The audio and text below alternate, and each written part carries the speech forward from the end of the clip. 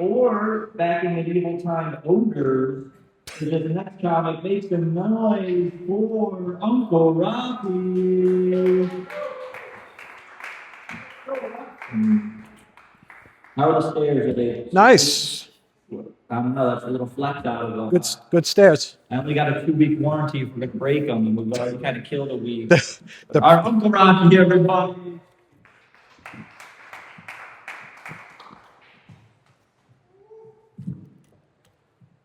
the price was right for me on the steps. You know, I don't have a problem until I move the mic stand. There we go. So, yeah, back at the Kava Bar. You know, I grew up in the 70s. You could probably tell between the cane, the gray beard, my very sensitive eyes. I have to lower my hat. Glenn, you need a hat. This works out way better. So, you know, growing up in the 70s, there were no peanut allergies. There was no gluten allergies. You know, we just lived our lives. Now, there's an entire generation of kids that could be taken out by a peanut butter and jelly sandwich. You know, we used to, we didn't have cell phones, right? So because we didn't have cell phones, there was no documentation. There was no documentation, of course, no indictments. And when we were young guys, we did things a little bit differently. Now young guys come to places like this, the Kava Bar. They like to drink the chai tea lattes, and they like to smoke their blueberry vapes and sit around and talk. And I like to talk, you know, just about stuff in life. And, you know, we used to go to strip clubs. We drank scotch. We smoked cigars. Guys today come here and they sit around and they talk about their feelings. No, we didn't have feelings. We had cocaine, but we didn't have feelings. And what happened to pubic hair, right? Pubic hair is all gone now. All of the shag is gone, replaced by hardwood, right? I get the whole notion of waxing now. And when I was a young guy, you had to be very, very intrepid to muff dive. It took a very special technique. You had to get those loose hairs out of the way, right? You didn't want to choke on them.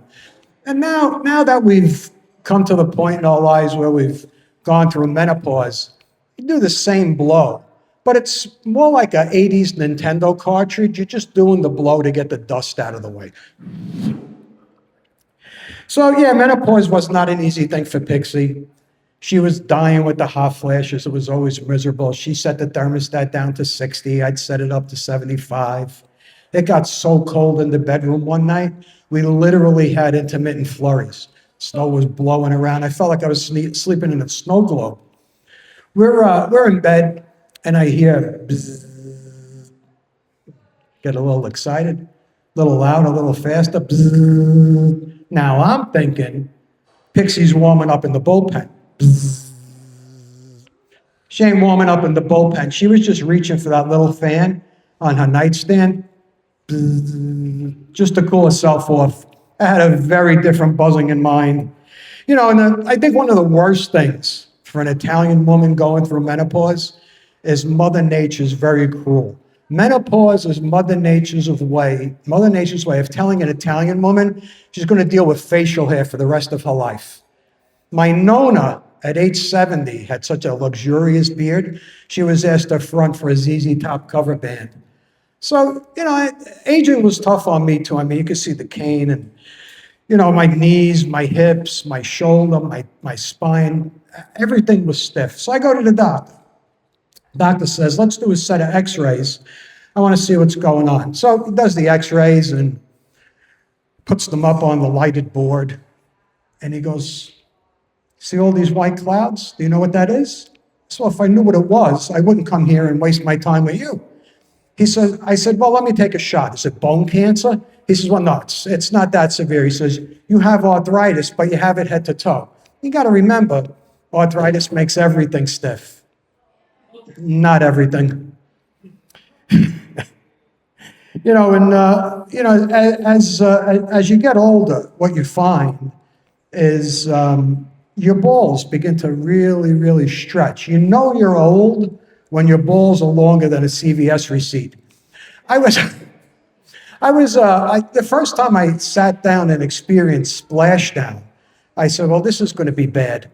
And I knew I needed to do something to sort of mitigate this from happening in the future, right? So I go to the workshop and I want to develop the testicular flotation device, the TFDs. So I land on two mini bagels, and they worked okay, but after a few minutes, they absorbed too much water and they broke up. Went back to the workshop. I took too many bagels. I polyurethaned them. You know, those really held up well. They didn't absorb a lot of water, but you know, between shaving and the slipperiness of the polyurethane, kept sliding off. Well, this was resolved the following morning. A little smear of cream cheese kept them nice and secure. Floated through the whole event. It was lovely. All right, that's my time, guys. Let's bring Carson back. He's nice and buzzed. Uncle Rocky, everybody. What a great comedy class example of why not to wear a hat. How am I supposed to see those eyes on the ride? What you couldn't It's all about the eyes with the people. They show emotion.